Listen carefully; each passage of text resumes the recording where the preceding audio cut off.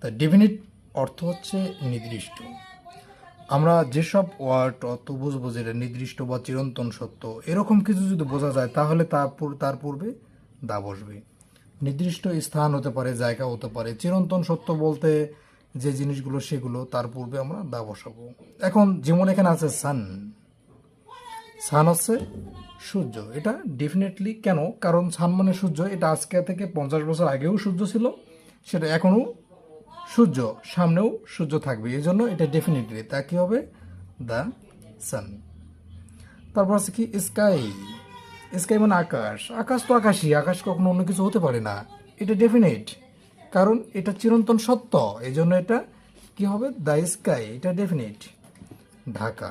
ঢাকা একটা হচ্ছে নির্দিষ্ট স্থান বা জায়গার নাম। কেন? আমরা বাংলাদেশের যেখানে যাই না কেন, আমরা যদি ঢাকা বলি তাহলে এটা সবাই চিনি। এজন্য ঢাকা একটা নির্দিষ্ট স্থান হওয়ার কারণে ঢাকার সামনে কি হবে? হ্যাঁ, দা হবে। দা, ঢাকা।